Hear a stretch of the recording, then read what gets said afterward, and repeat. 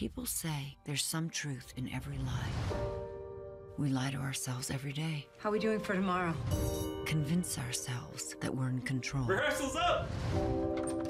Mommy! But that's rarely the case. Don't close the door, Jane. Don't you dare close the...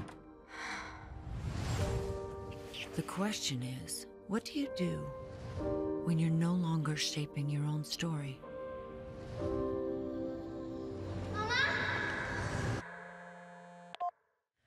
Tell me you're on fire. Studio needs rewrites. Get the new pages to us by 4? 4 a.m.? With a little pressure, you're gonna come up with something even better.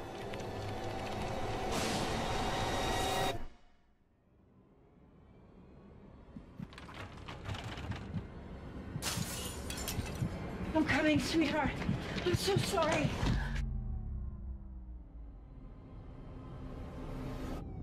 I'd like to report a missing child at 696 Allie. Laurel Vale Drive.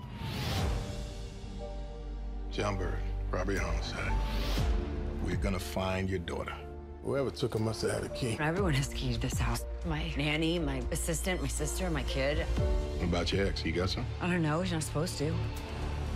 Where is my baby girl, Jane? You tell me! Mother of the Year, Jane! We're gonna need your cooperation. I've been cooperating. You're just not listening. You're not listening to me. We need to open up the timeline. Why? Because I lied to you. How's that show yours coming? How do you know about that? It's a cop show. I'm a cop. I read the latest draft. It's everything I told you, off the record. Nobody is going to know this came from you. We need you to turn over your laptops. Are you saying someone in here is a suspect? Listen to me. You have no idea who you can trust. Jane doesn't know about us, right? You and I just need to stick together. We're making something scary here. Something true. It's important. Hi, Mama. Oh my God. I know you're too busy to see me, but I love you, and I'm okay.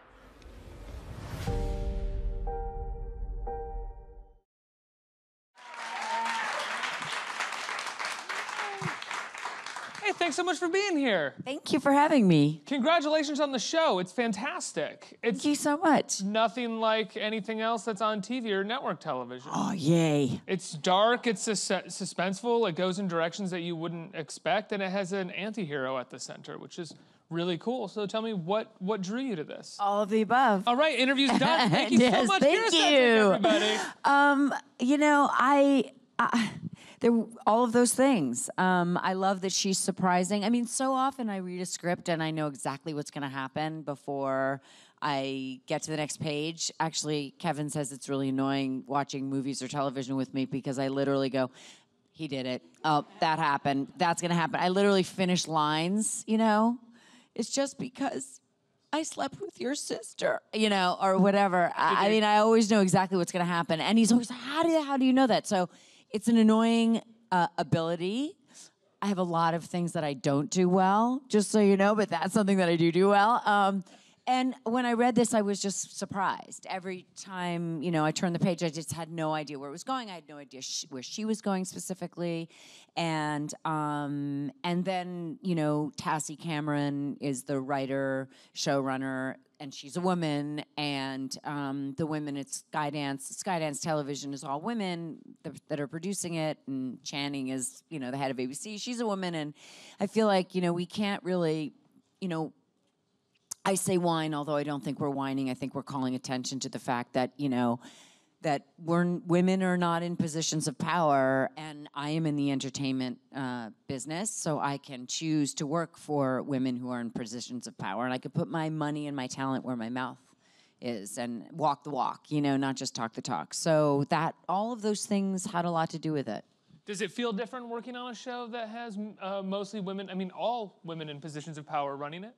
Yeah, I mean, I kind of hate the idea that this would be gender specific because I think this is just about being good citizens and good humans. But I do think that women have really, they tend to take responsibility for things. They tend to understand what is their responsibility. They don't tend to point fingers and blame. They tend to work, that they want to work in an inclusive, you know, collaborative environment. They listen to each other. They don't bully. They don't shame. You know, for the most part, I really find that these all to be female traits, and they're nurturing, and I find those to be great traits that women kind of come to more innately, perhaps, and aren't pitted against each other, and are more, you know, or can work on being a team. I couldn't agree more. Thank you. Thank you. I've always loved working for, this is maybe silly for me to say, I've always loved working for women more than men in my career. That's great. I love that. I love that. All of those things that you just said are absolutely true. Amazing. I can't believe I got that right. From a man, no less. What's also interesting about this, I mean, not just, you know, behind the camera, all the women that are involved, but this character who is a flawed person, you know, I guess you could say maybe even at best she's a flawed person.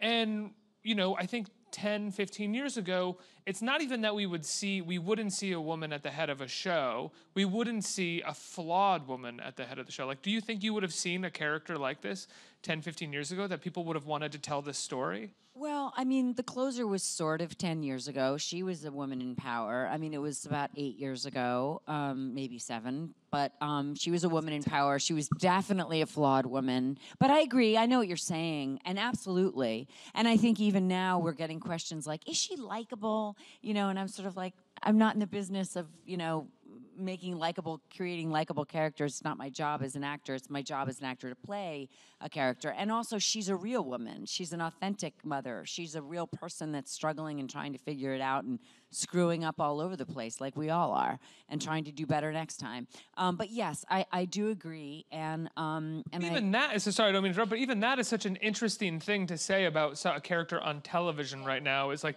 are they likable? And the person playing them gets to say in this day and age, like, it doesn't matter if they're likable. That is something that movies would say 20 years ago, but television wouldn't go anywhere near anything like that.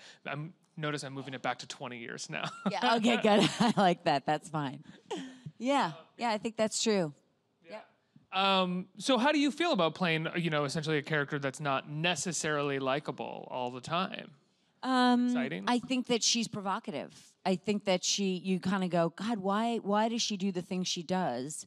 And that's the beauty of the show, is that it's in this container of a mystery about her daughter, but the truth is, it's really about uncovering the mystery of Jane. And why does she do what she does? And so you have to ask those questions first in order to want to go back. And so you see in the first episode a lot of those like flashbacks, those little pieces of her childhood. That's her as a little girl. And then we really do a deep dive into why she is the way she is, because we're all, you know, products of our upbringing. We're all products of, you know, our functional or dysfunctional homes.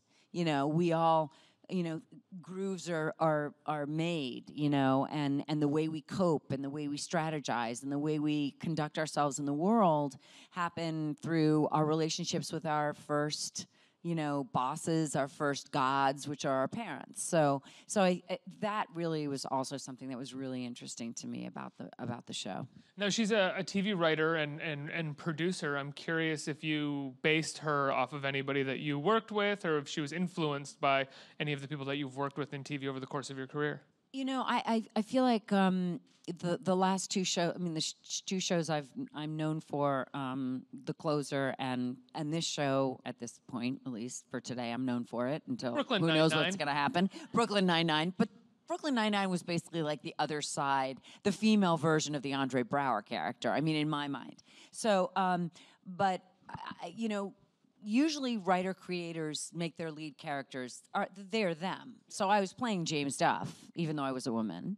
And in some ways I'm playing Tassie. So they're your greatest tools, right? And they're usually sitting right in front of you and you get to, you know, pick at their brain.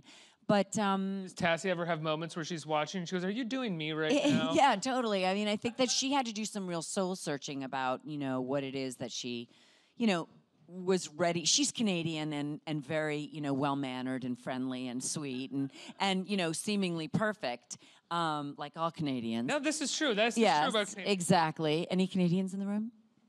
Ah, there you go. Look at that smile. I mean, look at her. She's just so polite. We have one? We can tell already.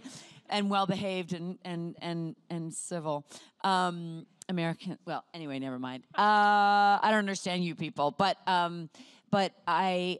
I definitely used her a lot, but I also I just kind of pull from my imagination. And the great thing is that I know what it's like to be a showrunner because I was very, very involved with James when he was doing The Closer. And, you know, you don't have time to go to the bathroom. You don't have time to do anything, much less raise a child as a single mother, you know, or a woman in the middle of a divorce and a custody battle. So I think that it's something I know a lot about, and the business I know a lot about. Was it exciting to be able to bring people, even though the show isn't really like a backstage drama, but bring them a little bit into the lives of the people that create the entertainment they watch? Because so often I think, especially with something like cop shows and network shows, they can be kind of just for that audience something that's on, and they're not necessarily exploring the sort of intentions of the creators behind it. Yeah, I mean, I think it is a great backstage pass to it, and I think we do it well. And I would hope to do more of it if we get a second season, because I think it is fascinating for people. And I also think we do it in a way that's accessible and real, so that you don't think it's so glamorous, because it's not. No. It's not glamorous at all. The writer's room is not glamorous. Get it, and you really get it when you see this. Yeah. So you directed a movie last year. Yes, I did. Or this year. It was this. I shot it last summer, and it came out. I shot it summer before last, and it came out this summer, yeah. This is your directorial debut? Yes, my directorial debut. Did you enjoy it? Oh my God, did I enjoy it? That's the understatement. It was like beyond my wildest dreams, joyful and easy and easy. Easy. You are the first person who's ever sat here and said that directing something was easy. I mean, I had Ridley Scott up here. But wait a second. It's don't misunderstand me. It's the hardest job you'll ever love. I mean, this was a book I bought in 2007. We made it in 2017. I wanted to produce it as an independent feature, and by the time we got the money to make it, I was ready to direct. What was easy about it was that the prep is not easy. You prep within an inch of your life, you know, and you have a lot of. What was easy for me is that I have a great deal of self-doubt and some days self-loathing about, you know, my work as an actor. But as a director, there was just something joyful and easy about it. And like, I never gave myself a hard time about, you know, what I was doing or choices I was making. Oh, that wasn't good, bad girl. You know, I was never that person. You know, I was like, oh, this is so great. Look at how it's just, it had an ease to it and a grace that I just didn't expect. You know, I just thought it would be fraught like all of my other creative endeavors usually are. I mean, that doesn't mean I don't have joy doing my work, because I do. I enjoy, like, when I see it done, and I'm like, oh yeah, that's good. But in the moment, I mean, in the time I'm actually doing it, it's just very fraught. Yeah, most writers say their favorite part of writing is when they finish. Yeah, right, exactly. Incredibly, the process alone is so difficult. But the process of directing for you was not difficult at all. It was not. I mean, you know, as I said, the prep, you know, is hard and painstaking, but it's painstaking in a great way. You love it. And then once you're on the set, there's just something about like working with the actors and being in a leadership position and knowing exactly what the actors need, because I've been an actor for so long. I mean, I've been preparing to be a director since I was 16 years old, acting.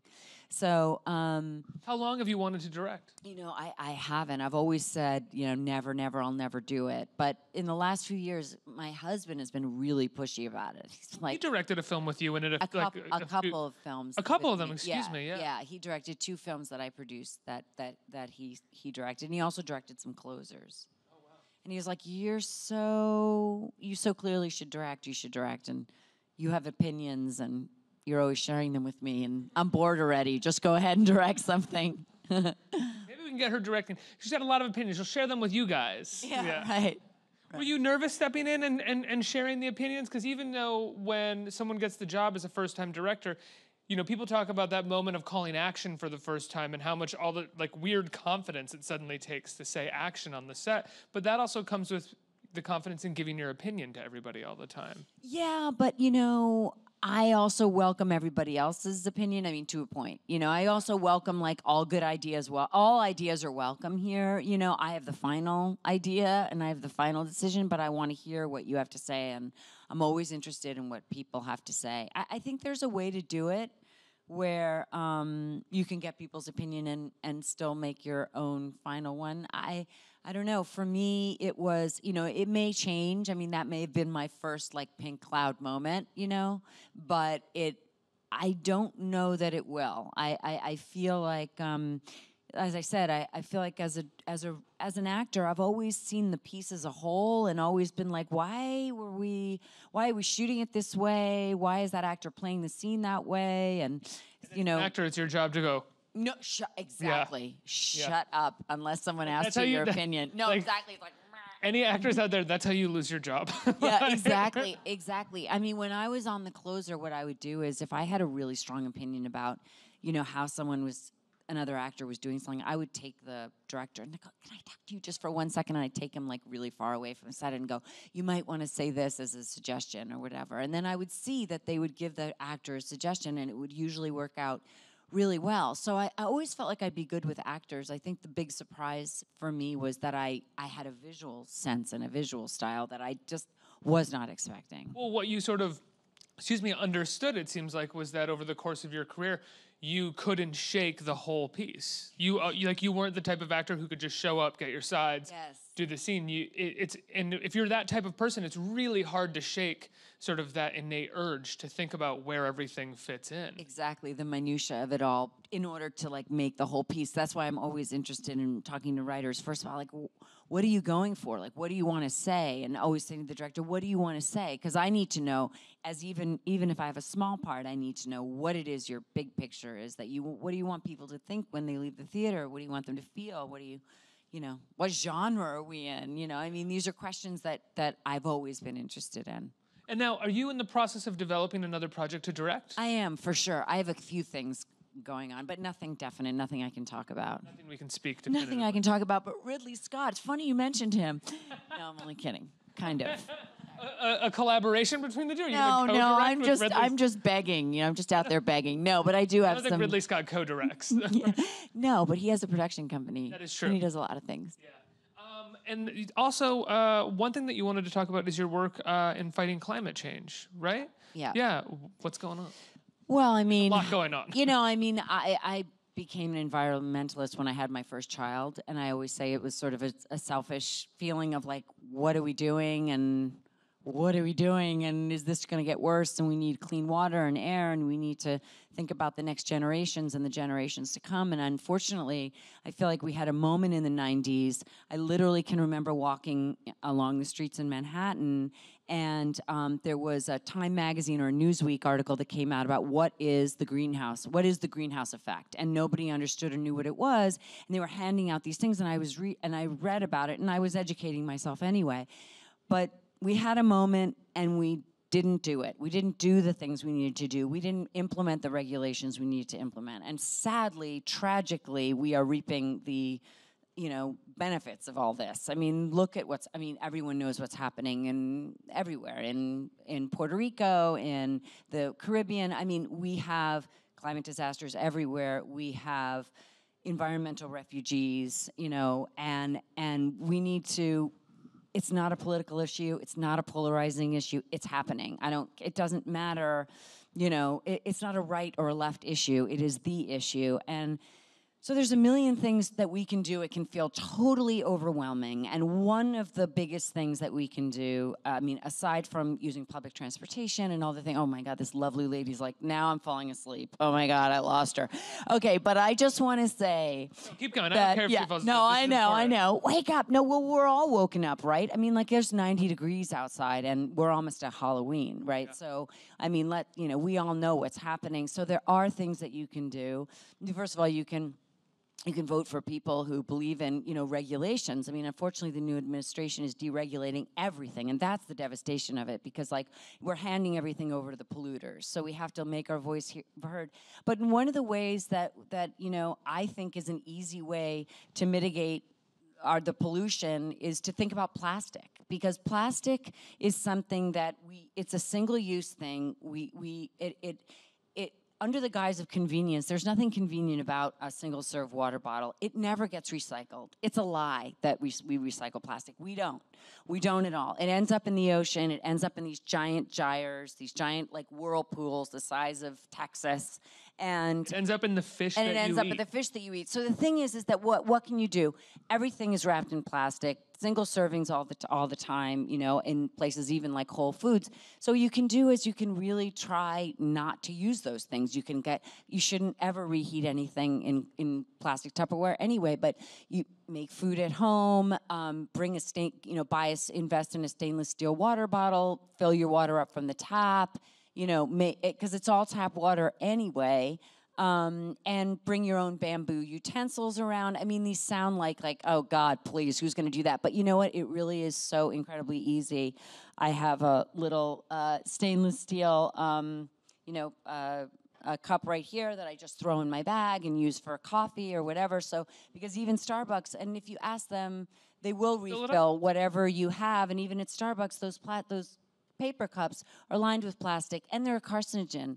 You know, I mean, plastic has been linked to every single major disease that we're all dying of. So, you know, including every cancer. So I love that you use the phrase environmental refugees as well, because we have the situation now where we have people in power who don't believe in climate change, but also don't like refugees. And it's like, buddy, you gotta figure out one or the other here. Yeah, Puerto Rico, or I mean, they're all going to be coming here. It's environmental refugees, and they're part of the United States. We can't turn them away, nor should we. Yeah. You know, and it's really it's a really scary time. But there are things that you can do. Somebody else said this on this stage earlier this week, and I feel the need to reiterate. If you haven't already, please donate to anything that has to do with hurricane relief in Puerto Rico, Texas, and the islands. It is absolutely needed. So please do that. Yes. Thanks. Clap for her, not me. Just pretend she said it. I'm really glad that you brought this up. It's a rarity that we kind of get to have this conversation while also talking about, you know, a show or a movie.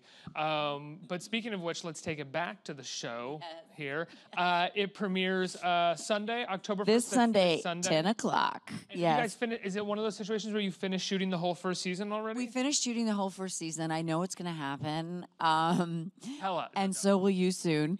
But I can only say that, you know, the mystery is sort of, it is, I mean, it's a satisfying 10 episodes, but, you know, it can go on. So it's not a closed-ended limited series. It can go on. Yeah. Let's get some questions from the audience. Yeah. Who has a question? Hi, Kira. So with the success of Wonder Woman being directed by a female director, would you be open to doing something like maybe like a big budget or blockbuster film, or do you prefer something more like indie? Does a horse have a head, as my mother would say? Yeah, of course I would. I mean, my God, I would love to direct action. I would love to direct a superhero movie. I'm ready. Sign me up. Next question. Thank you. Right here. Hi. Speaking of things you do well, I'd like to compliment you on your Peter, Paul, and Mary singing act. Thank you. Jimmy That was Fallon. so fun. And you had the moves down perfectly, Aw, and your thank singing voice you. is great. Thank you. So my question is, the next time Kevin's at City Winery, Yes. could you do a cameo? You know, I did do a cameo a couple weeks ago. We sang. She's talking about a Peter, Paul, and Mary. We did sort of an imitation of them on Jimmy Fallon, and I played Mary. And I actually studied her moves on the actual video. So thank you. That is a great compliment. She's an incredible singer and also mover.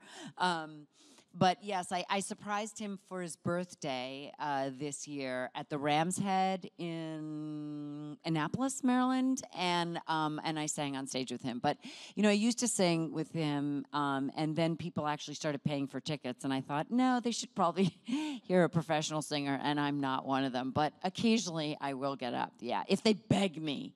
They haven't asked me since Annapolis, so whatever. Thank you. Next question. Hey. Hey, Kira. On Sunday's panel in Tribeca, you talked about the tussle with your husband being one of your favorite scenes and how you slapped him so hard he saw stars. And I was wondering if we can expect you to do the same to Emily Kinney's character Casey when, you know, Jane finds out, and how often, you know, a scene goes full force and it gets real just to sell it for effect for the show. Oh my God, my How favorite. often do you hit your co-stars? How often do I hit my co-star? You know, I love it when it gets real. I think that's the best way to go. Carl Franklin was the director of that episode. He did our pilot, and he is all about keeping it real. And I love that about him. And also Kick, to his credit, who plays my ex-husband on the show, who I haul off and slap really hard. He said, slap me for real. And I was like, okay. And we didn't even run it by the stunt coordinator, so I just went, boom! And oh my God, he said he saw stars. But I also said, can I swear? Yeah, of course. Oh, I also said, fuck you, as I did it. And they had to beep it. And of course they had to I mean, of course they couldn't use that for ABC, sadly. But it was the best take for him. So they just had to like take it out of my mouth and like somehow rejigger the shot so that you didn't see me going, because it just came right out. I never say fuck you, but I said it. Anyway, it was great. I loved it. So I hope we can keep it real, you know? I mean, I really hope we can keep it real. I mean, that's the kind of actor I am, so. Is this Carl Franklin of who directed like Devil Wears the Blue Dress in the 90s? He's a wonderful director. I know. Well, yeah. He directed our first episode. Oh, that's so great. He killed it. When you have a director like that on set, are you kind of poking around to see how they operate a little bit and my like gosh. take notes? Yes, absolutely. I mean, he directs completely differently than I do, or that I did once. I'm acting like, I did it a million times, this whole directing thing, but I feel like I have on some level, because I've sat in the back going, ah. But yeah, there's a lot to learn from Carl. I mean, he really is remarkable. Was there a director over the course of your career that you feel like you modeled your experience on a little bit, or at least they were in the back of your head while you were directing? Honestly, I took so much from everybody. In fact, before I directed for the first time, I sat down with a lot of directors that I've worked with and asked them to just give me like their top 2 pointers, you know? What should I look out for here? What are the dangers, basically? Yeah, exactly. What are the dangers, and also like what kind of things do you have to do, like, in order to keep yourself sane, or in order to remember, is it storyboards? Is it, I mean, it was everything from like storyboards and mood boards to, this is something you guys may or may not understand, but to like making sure to have dinner, before you look at your dailies kind of thing. I mean, the night before you shoot, or it's better to just, one director said to me, it's better not to look at your dailies from the day before. It's better to eat dinner and go to bed. Yeah, and wake up early in the morning, and whatever. It's like practical stuff. How did you go about your dailies? Did you eat? Did you watch that? I watched them the next morning, first thing before. But no, they didn't come in until the next morning. But I would do right away. Well, I'm super excited for your next directorial effort. I can't wait to see it. Thank you. I just want to say that you can see it on iTunes it's called Story of a Girl. Yes. You can buy it on iTunes, $4.99. And you can also, everybody can tune into 10 Days in the Valley on ABC this Sunday, October 1st. Kara Cedric, everybody. Give her a round of applause.